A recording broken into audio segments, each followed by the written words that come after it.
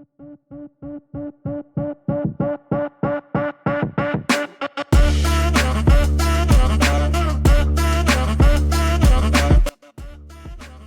is episode 14 of the Hybrid Coaching Podcast with James Kelly and Anthony Parasini.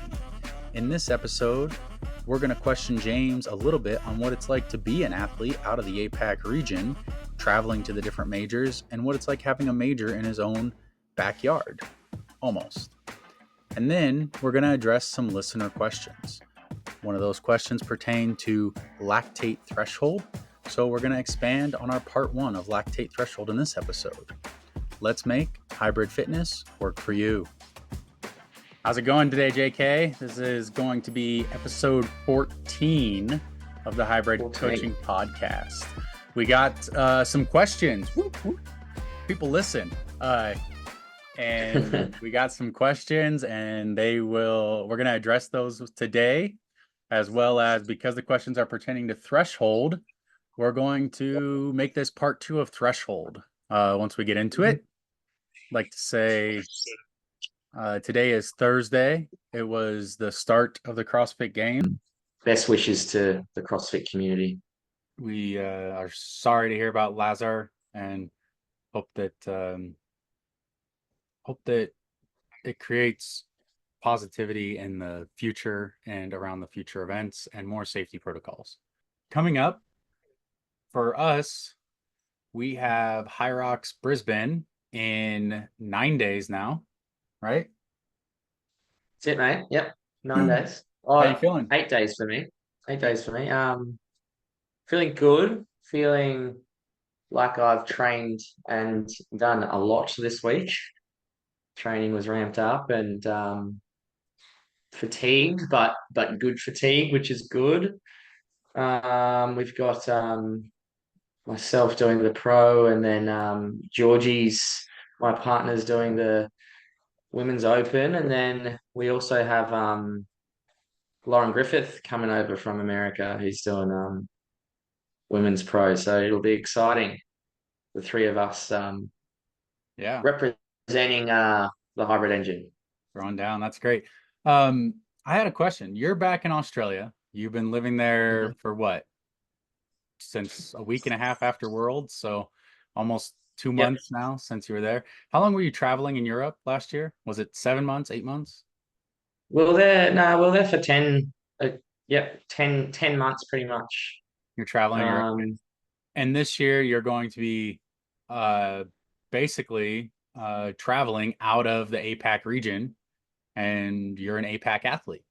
How you feel about, we talked about the majors last episode. I wanted to ask, how do you feel about traveling to Europe for a major, traveling to the US for a major, and then the one major that is in your region, which, awesome, you guys get one, is still a 9-hour flight. It's not an easy travel for you.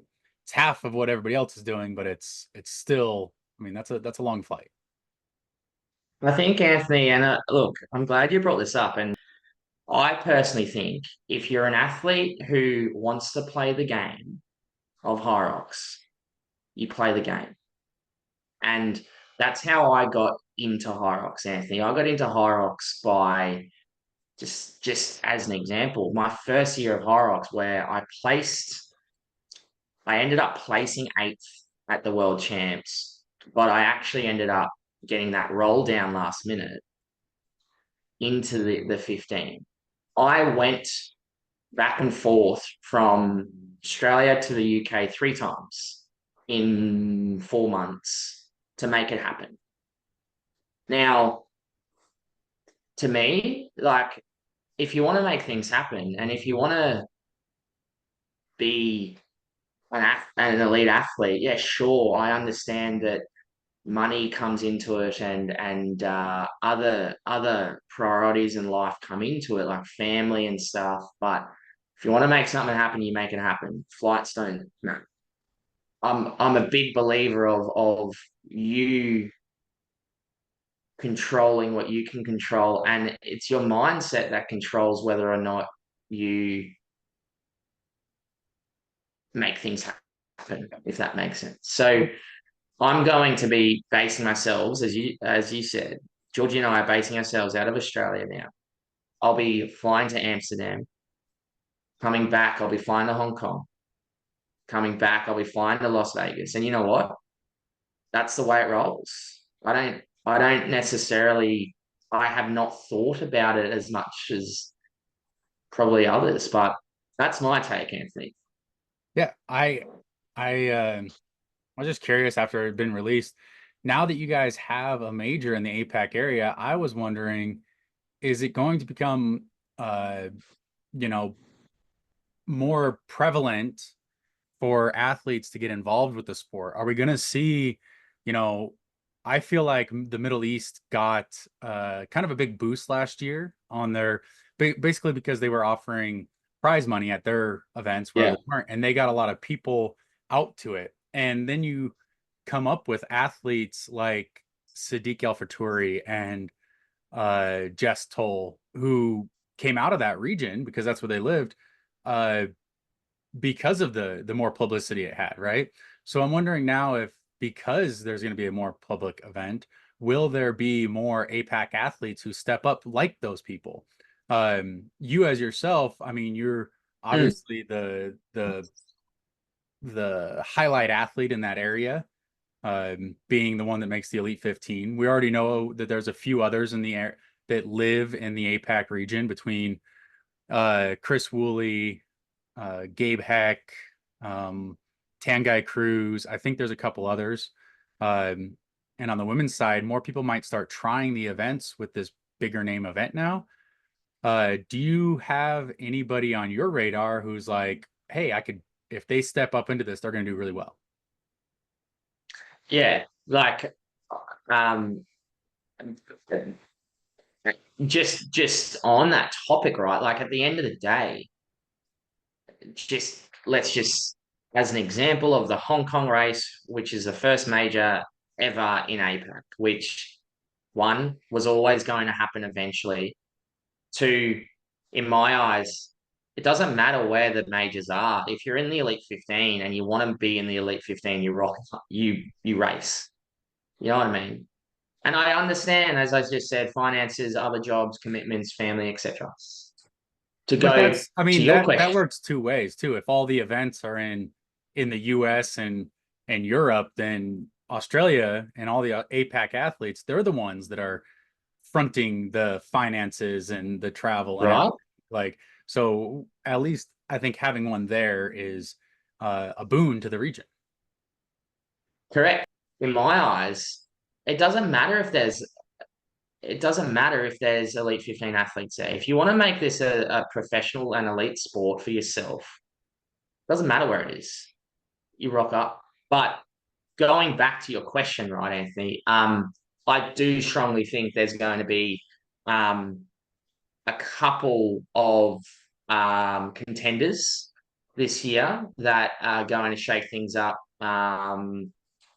for the Elite 15. Now, I actually think there's a few women that will do very well and are on the rise, actually. We have not only obviously like not Australian or not from APAC, but next weekend we've got Lauren Griffith who's going to be racing in the women's pro. But we also have again Jess Petro, who actually lives in America but is Australian. She's going to be racing women's pro. But we also have um, a girl called Joanna, and I'm sorry I don't know her last name. I should, but I can't pronounce her last name. Who did a 105 in Sydney? Who's going to have a red hot crack and not only that, like those boys that you just said, Chris Woolley, Tangai Cruz, they're really there. They're just there. They just need to like cement a good solid two times for them to be like in and around that 15th to 20 slot. Right. Um, and is that I saw also you're training or coaching a young kid who's 17, and how's he Yeah. progressing? Is he in that? Is he in He's that game? no, he's Oh, okay. UK. Oh, okay. He lives in London. Harry Crawford. Shout out to Harry. He's going very well. I keep continuing. I keep telling him, Anthony, that I wish I got into this sport at his age. Because at his age, he's got a lot of potential. And I'll be honest with you though, and he knows this. The way I coach him and the way I program him is a lot differently because I've got to look at his age. I've got to look at his maturity. So he loves it, which is the most important thing. He loves it, and I want to help him continue to love it because if he doesn't, then there's no point. But he's going to be a force to be reckoned with. But I continue to tell him, and if Harry, if you're listening to this, won't happen overnight, mate. You got to make sure we've got the long vision um, goals. But the work needs to be done now, mate. That's awesome. I think it's really great to have those young athletes, and right now just sticking with it, and he's got his whole career ahead of him. Yeah, it's really awesome getting into the sport at this stage and seeing what it would be like growing up. I mean, I know he's like 17, you might feel like an adult or something, but you're growing up into the sport. Yeah, You have a lot of fitness for other things, and to be able to bring that into this, and you will develop and have a long career ahead of you. Like, just think about the cutting edge you're on. It's, most of the men in this sport are 30 plus years old, and the women are up there too. You find those the men and women that are in their 20s doing this sport is amazing, yeah, yeah. because they are the future of this, and we'll hear about them for years to come. If you don't know, on the women's side, the age gap between the youngest and oldest competitor on the women's side was um, double the age of the youngest female competitor. Um, Wow. Amy Oh, wow. Belavacqua. Amy Belavacqua is 50 years old, and I believe, was it Alina? One of the athletes I think was 24. So, That's crazy. Do you you know, know the men's? I didn't see the men's spread. I know in terms of who made it, Lucas Storath, I believe, was the oldest athlete at like 42 or 43. Um, and I don't know who the youngest male was. I was not as in tuned with that. I know that there Yeah. was you're what 30, and that there's at least one athlete I know is in his 20s, 27. Tim Vinish is young, isn't he? I think He so. didn't end up racing, but Yeah. um, yeah, that's interesting. So there's some younger athletes. I think Dylan's pretty young. Well, Yeah, compared yeah. to me. So Compared to you. just going through now, I guess we can get into our topics. So we'll get into the questions we got. We got questions about lactate. So I'm going to address a little bit more about lactate threshold before I address the questions that were asked. And I'll read out those questions as well. But basically, as we defined last time, uh, lactate threshold is defined as the fastest running speed at which the blood lactates remain at a steady state, right? So you're producing and clearing lactate in equilibrium, so they're maintaining their levels. It's referred to as several different things. People talk about maximum lactate steady state, or max last, to anaerobic threshold, and it's been given different definitions in terms of where on the chart you're reading it at, and extrapolating on the lactate curve. But generally, originally it was defined as like fixed lactate is 4.0 millimoles per liter, but really after more study, it could vary by as much as 6 millimoles, so anywhere from 2 to 8. So it depends on the athlete. So you're not really looking for that 4, you're looking for that curve up. So that's why we always find our point and we go a couple points after the curve up. You want to see that steep upwardness, and that where it becomes parabolic, that's where you want to find or assume as your lactate threshold. That number as well, you want to go a little bit below it. And additionally, there's your aerobic threshold, which is a little bit lighter than that, right? So you can also view them as your marathon pace, which is like a 3-hour pace, and your 1-hour pace, which would be your anaerobic threshold. So your LT1 and your LT2. Yeah. What? So LT1 is your lactate. Sorry, your aerobic lactate. Is that correct, Anthony? LT1 would be your aerobic threshold. Aerobic threshold. LT2 is your anaerobic. Anaerobic threshold, or LT2, or max last, MLAS, whatever you want to call it. Yep. And And in relation, when people talk about the lactate threshold, generally they're referring to LT2, the anaerobic. generally, okay. Yep. Yeah. So when you hear of it in a lot of like I listen and watch a lot of Ironmen and triathletes on YouTube, right? They do a lot of lactate testing. Mm-hmm. They're testing. They're probably trying to measure and trying to measure their LT2 more so, or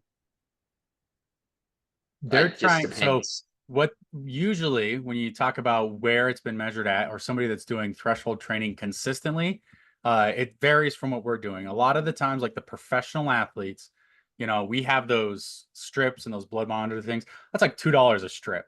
The professional athletes will sit there and every single workout be testing that they're Yeah, in their threshold, right? So they adjust their speed based on being in the threshold for that workout because they are targeting exactly that.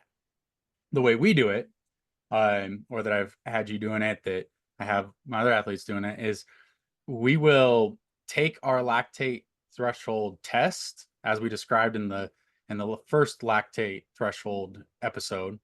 We take that first test, and we determine what speed our lactate threshold is at.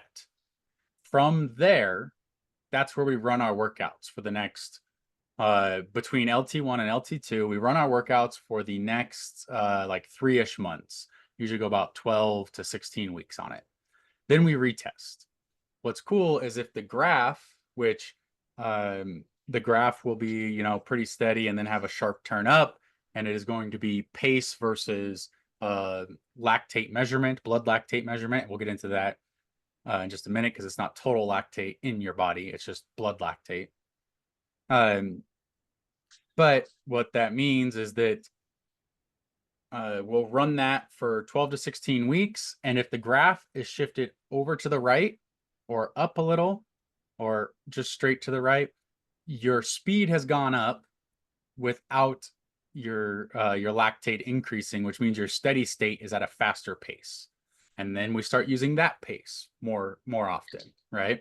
And so that's the way we do it. We don't test every single workout every single week for being all of our lactate threshold. We don't do that every single week. We have 2 or 3 of them a week, and we test only once every 12 to 16 weeks to figure out, did this block of training help?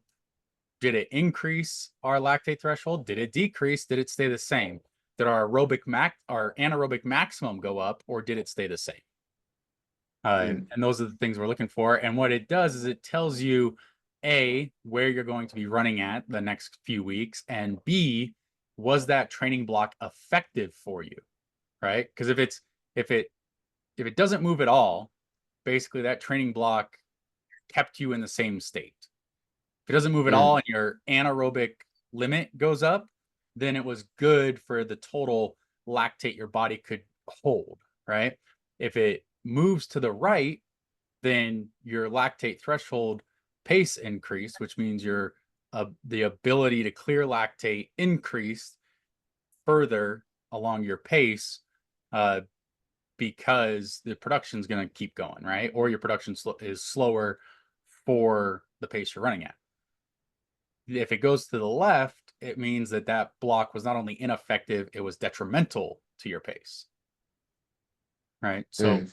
Yeah. there's a lot of things we can look at to determine if a training block or a 12-week plan or multiple training blocks are being effective by testing at those certain points. Yeah. Yeah. And I think we Uh, touched on it last.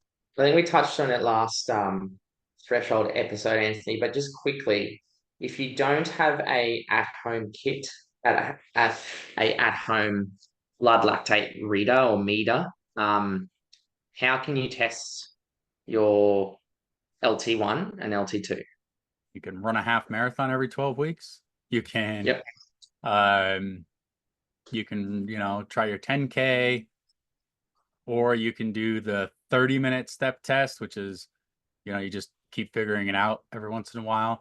But Yeah. anything you do, if you're going to try to increase it, one, the lactate threshold pace should never be so intimidating that you're avoiding a workout. That's Mm. a very big priority. Okay.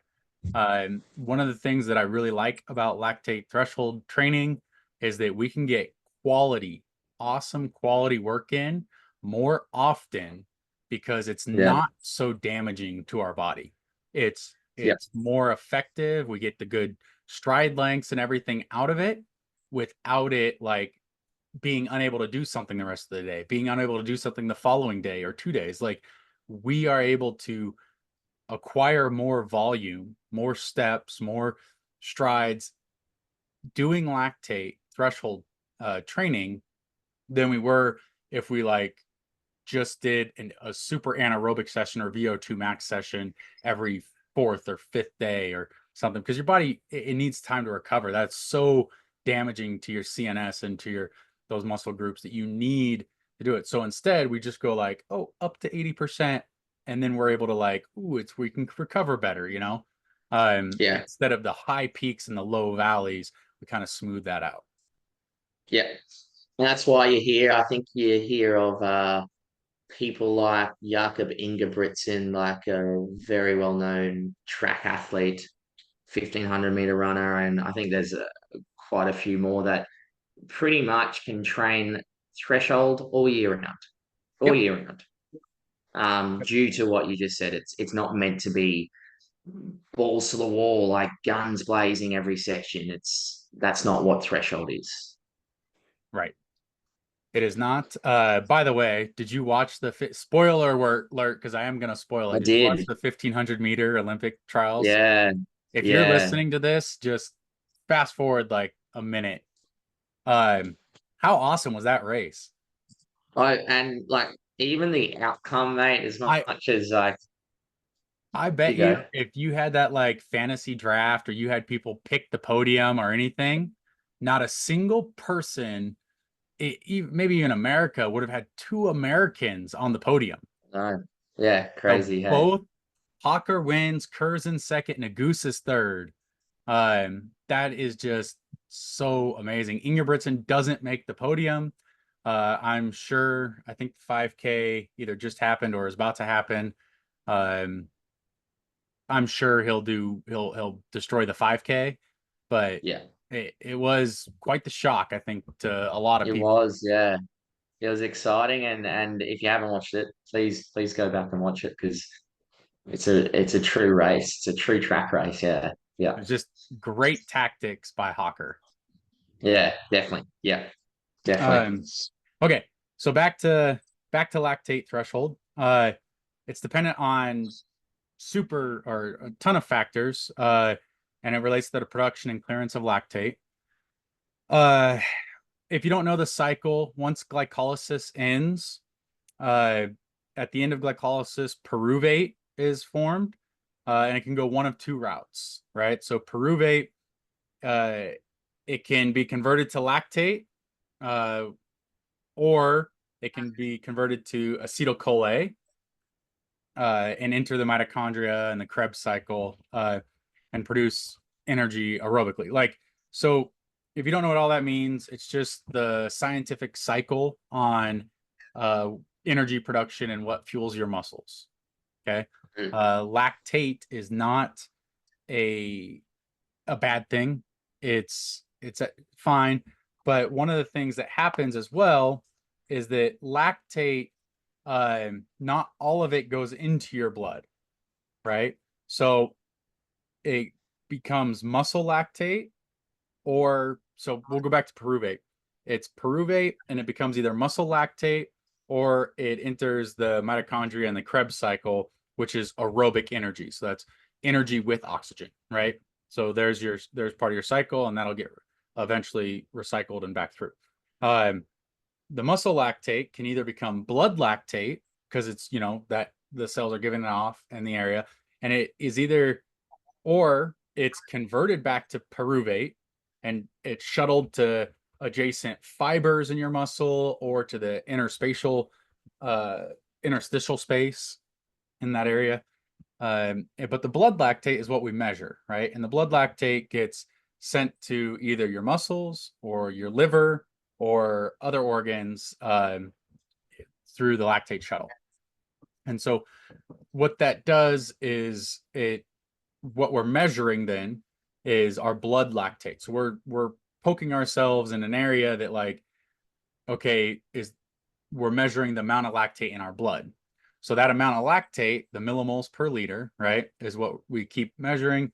And then what happens is eventually no more of the lactate can go to the interstitial space or the adjacent muscle fibers because they're saturated, right? So more and more of it just starts to pour into the blood, and that's where we start to see the curve upward because it's being produced so much. Everything else is flooded. This is the only route out, and that is our blood lactate. So if it goes to the liver, it can get filtered and filtered out, but or it's converted back to pyruvate, right? And pyruvate goes through and enters the Krebs cycle, and you wind up with that. So there's a lot of like recycling happening like throughout this like tree of how it's going. But once all that becomes completely saturated, that's where we find our steady state. And then everything else above that is that means you're producing and it's only going to the blood lactate because everything else is saturated. So we're just getting blood lactate. That's where the level just goes up. So we want to find the point where everything is saturated to the maximum without increasing anymore. Yeah. I feel like I'm in high school again in a science lab, Anthony. I wish I'd learned this stuff in high school and kept going with Yeah. it. Yeah, you should have. So going back now, that's our threshold. So I'm gonna pull up here. I'm gonna pull up the questions that we got. From one person. It's somebody following our track. I didn't ask him or her if I could say their name, so I'm just gonna leave it off. They said they are a avid listener and or loyal listener, and I am happy to have those. Everybody is.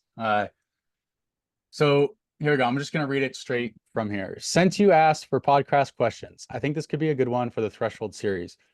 For the running, we generally do one day with longer threshold efforts and one day with shorter.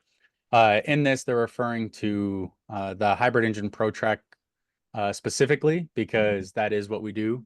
We usually have one day of longer thresholds that are anywhere from 6 to 10 minutes long, and one day of shorter that are anywhere from like 2 to 5 minutes long each week. And then it's about total volume. We get about 25 to 35 minutes of threshold work on each of those days using those intervals. So just for example, if the threshold was 10 minutes long, you would do 3 of them.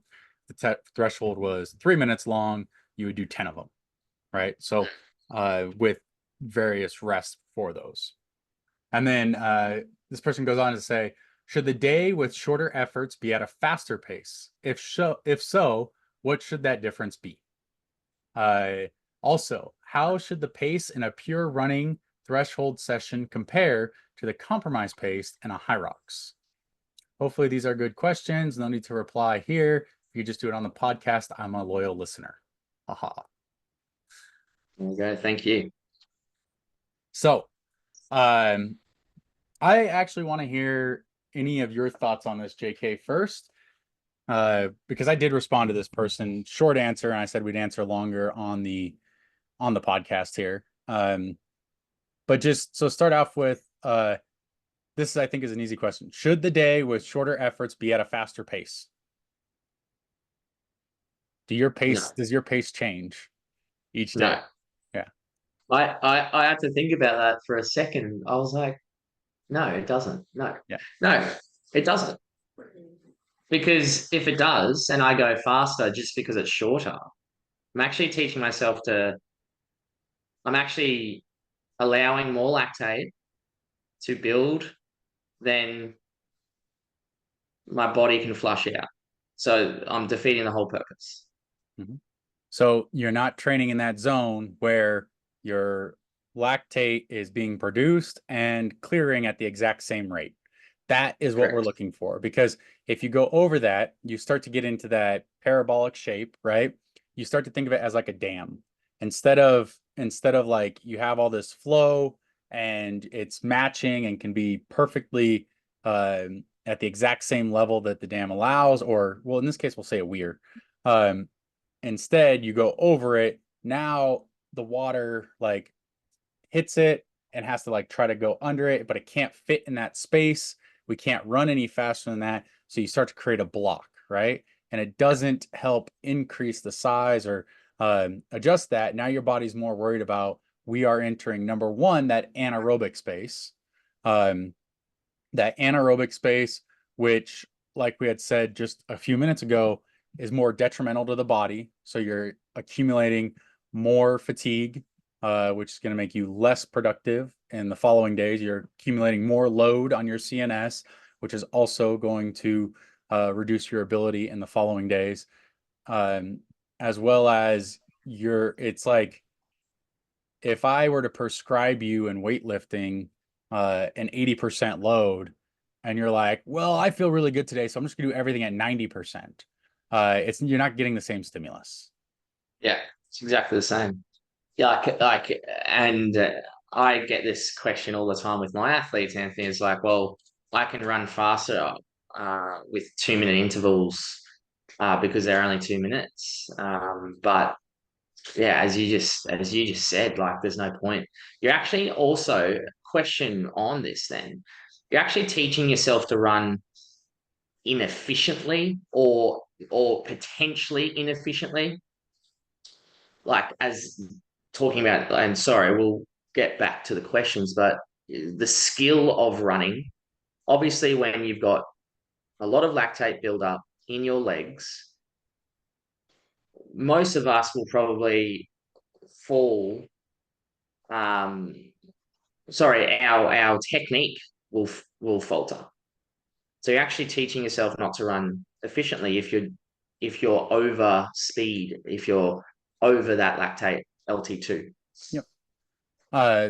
So just to answer the question in brief, uh, the answer is no. Don't change your pace between the days unless you retest and you found your lactate threshold to go higher. We are looking for obviously that point in the curve where it begins to go parabolic.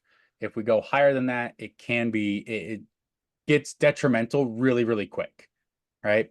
If you miss it by as little as 3%, or I've heard up to 5%, but 3% to 5%, you could completely miss the point of lactic threshold days. I know in the training where I love the shorter intervals days, I'm like, this is so easy, and I feel like I'm getting great work, and then I get to rest. Um, Take those days as just like I'm building, right? Uh, the longer days, they'll get harder and harder. But remember, it's the pace you can run for an hour. So you want to maintain that same pace, whether it's a 3 minute interval or a 10 minute interval. Or in my Mm. case today, I was strapped for time. So I just made it a tempo run and I went 30 straight minutes because that's what I had to do. Yeah. Okay. Yeah. So, but that is the pace that you want to stay at because we are trying, like I said, to find that level. Produce lactate, clear lactate. We want it to be within those parameters, and we always err on the side of slower. Yeah. Definitely. Um, okay, do you think we answered that one well enough? Yeah. Yep. Yeah. They also go on to say, what should that difference be?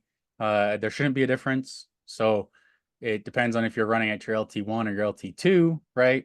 But as long as you're running between them, you're getting high benefit, most of the benefit. You can go up to your LT2, which is your anaerobic threshold, but you don't want to go past it.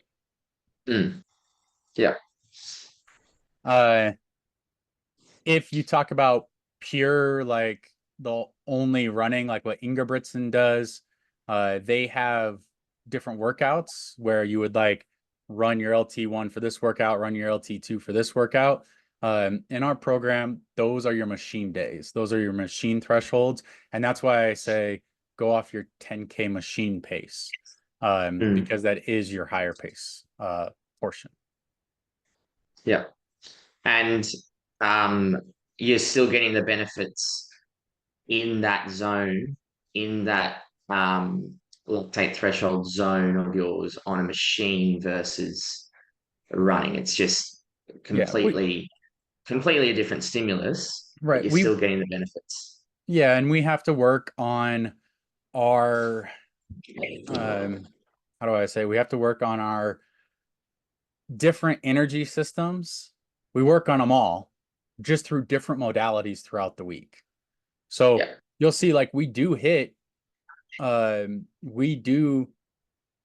those higher paces, but generally we hit them in like our GPP. There's like a 400-meter run into this or that or something where it's like that's your anaerobic time. If that's listed there. Sometimes a lot of the times our GPP is just like zone 3, get it done, like extra volume switching circuit type stuff. But there's also those short anaerobic ones that are like, hey, you got I don't know, for you this week, did we program every 3 minutes you had to like run a 400 and do some snatches, right? Or some thrusters. Yeah. Thrusters, yeah. That was a good one, mate. Yeah. Yeah. So that I mean, and then you get your rest with that. So that's another way to like look at it. Going on to a second question. How should the pace and pure running threshold sessions, which most of the time we work in a silo, so we only do running in this workout, we only do lifting in this workout, and then our GPP combines it. But how should the pace in a pure running threshold workout compared to the compromised pace in a Hyrox? Now, first, I'm going to have two questions for you on this one, JK. Is the first run in a Hyrox a compromised run? No. Right. Good. I'm glad you answered. We Right. haven't talked about this beforehand, so I'm glad like we're on the same page.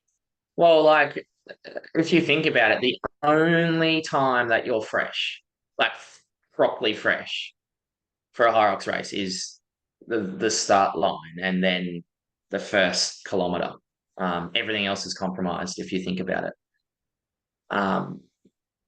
And I don't Like always like use the phrase compromised running I compromised pace because I kind of believe it's more just like you're fatigued. Like you fatigued. Yeah, because I agree with you there. Yeah, you've been like I don't know, it's the last part of the run in a half marathon. Are you not compromised? Are you not fatigued? It's still just running. it's still You're running. just Yeah, beat down a yeah. little, right? So and it could be that maybe it's just like you're not perfectly fresh, but then at the same time, that's still, the last 8 miles of a marathon. Like you're not Mm, fresh. Uh yeah. so but switching modalities back and forth, yeah, absolutely understand that, hey, you got to switch from this to this, and then you're not running as efficiently. But to be honest, nobody, there are very, very few athletes that are in the Elite 15 or trying to get to the Elite 15 that are just pure runners that have perfect form anyway. So Mm, who is like run the best for your ability and your skill set right now? And if you get to that level and technique needs to be the 1% you need, we can strive to work on technique, right?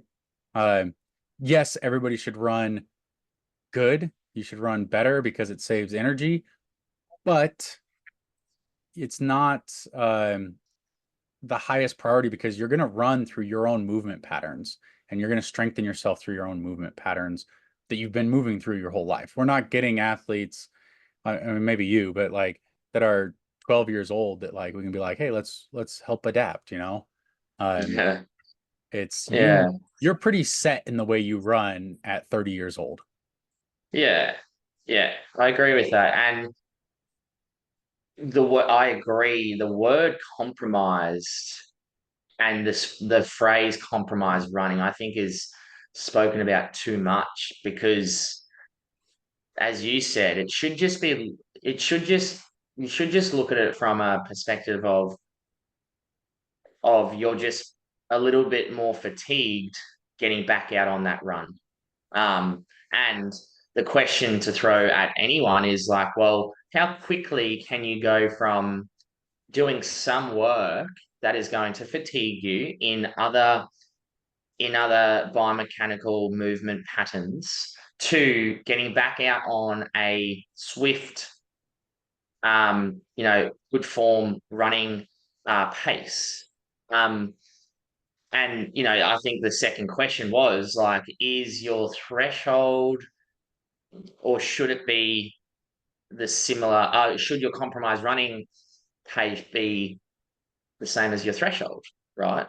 Well, that's the point, isn't it? Is that right, Anthony? Like, that's the point. So I'd actually say on this one, it depends on the athlete. But Yeah, in terms of yeah, like yeah, yeah. compromise running, the only reason that like I'm not sure if that fits, but I mean it is you're compromised in some aspect, but you're compromised from that first run, you're compromised in everything. You're compromised skiing, you're compromised sled pushing, you're compromised sled pulling, you're compromised burpees, compromise like every single station is Yeah. compromised because it's not the first thing, it's not the thing you're going into, right? So none of it is going to be what you would do fresh. Uh, that's just a little interesting, but and that saves it just get into like linguistics. Does that word really fit? And if that's what the community at large is defining it as, I don't have like a problem with it. It's just that's uh, not exactly how I see it for Yeah. training, but that is the term that everybody understands. So we'll just go move forward with it. Um, yes, you're compromise paced for you, JK, because what we try to do is I hope I'm not glass shattering anything here. You are not the strongest athlete in the field. So Not the yet. stations, all the stations, yeah, that's right, not yet. Good, good job there. All the stations for you put you a little anaerobic no matter what we do, right? Yep. So you kind of spike over that threshold that we just talked about how to get to it. Which means what do we want to do in your runs? Well, we want your runs to be just below that threshold that you train at. We train a lot at your LT1 and then also like a little bit up at your LT2. So your LT1 though, if you're running that, and so you have a small gap between how much is getting cleared and how much you're producing, uh, that extra clearance can make up for during the stations, you go over that a little bit, right? And then we get that little gap, more can flow through, boom. Now you're back in that steady state and you're in that steady state while you're running. So yes, we want to find that point. And then when it's all said and done, right? And you're on the very last thing, which is wall balls, where can you just open up and let just the floodgates go and go completely anaerobic would be that last station. Yeah. A lot of people break there. The reason being because either they're above that steady state for a lot of this, and so they have to recover to like be able to continue moving, or they're so used to that steady state that once they creep past it in the wall balls, they can't sustain it. So Mm. we do a lot of work, you do a lot of work in that anaerobic pace on these movements because you're gonna get a little anaerobic and then you understand that like it's gonna get anaerobic and then I can clear it on the run. It's gonna get Yeah. anaerobic and I can Yeah. clear it on. But you are clearing it at a very high speed. Like we have worked on it so much that that speed that you're clearing at is so consistent across the event. Yeah. Yeah. Yeah. Just it's interesting because of the work that I put in with your guidance, Anthony. The running is like, and it's weird. I don't want to say like my rests, but me running my thresholds in a race a race. It is like I feel so in control of my LT1 and LT2 pace, and that means it's kind of so comfortable. But that's just because I've just put in what 24, 25 weeks of pure threshold training in, Yep. you know. Uh, and just getting on to the second part of that, because I did say it depends on the athlete. Say there's an Mm, athlete that's different from you. Say there's an athlete that does the threshold training but is much stronger and their running pace is not as high. They can flip this on their head. If you can maintain under your threshold and still hit your times per station, right? Reasonably at what say you could hit your stations at going anaerobic. If they can do it yeah, aerobically, right? Then what they can do is they can flip this whole thing on their head and they can push the runs and then recover that ability in the station. yeah, Now on the last station, they still do want to go anaerobic, but they need to understand which type of athlete are you.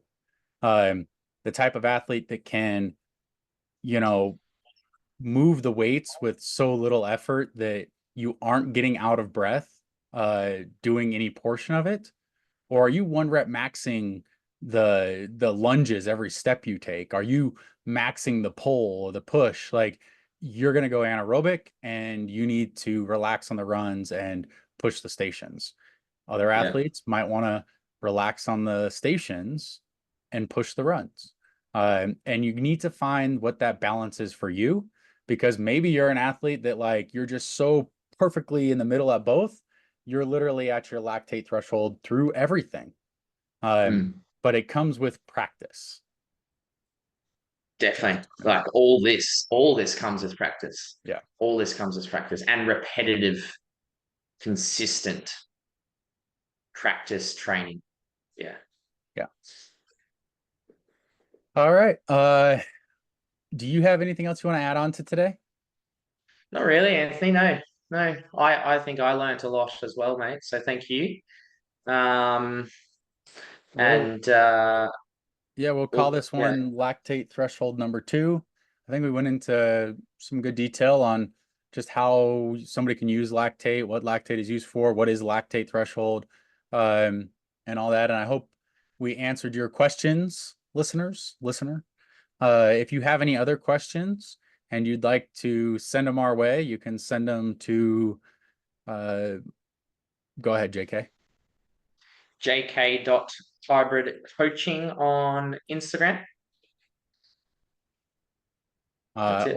Or you can send them to on Instagram at the Hybrid Engine, or if you are on either of our fitter apps, any way you can get a hold of us, you can just inbox us, Yeah. or any additional way if you want to leave a review with your question or anything, we'd really appreciate those reviews and comments. Really help guys. So if you can do that on any platform you are listening on, whether it be YouTube, Spotify, Apple, iTunes, uh, I don't remember, iHeartRadio, podcast, any of the ones we're on. Yeah. That's it. Yep. Thanks, guys, and thanks for the questions as well. All right. Thank you guys. Have a good one. Thank you for listening today, everybody. If you would like to be coached by James Kelly, visit him on Instagram at jk.hybridcoaching or look him up on the Fitter app. If you'd like to be coached by me, Anthony Parasini, or my wife, Lauren Weeks, visit The Hybrid Engine on Instagram as at The Hybrid Engine, or you can visit me at A Wild Parasini. You can also visit our website, thehybridengine.com. Additionally, you can find James Kelly as James Kelly and Georgie Vesley on YouTube, or you can find The Hybrid Engine on YouTube, or this podcast is available in video form also on YouTube as The Hybrid Coaching Podcast. Thank you again for listening, and we hope that you'll tune in next week for the next episode of The Hybrid Coaching Podcast.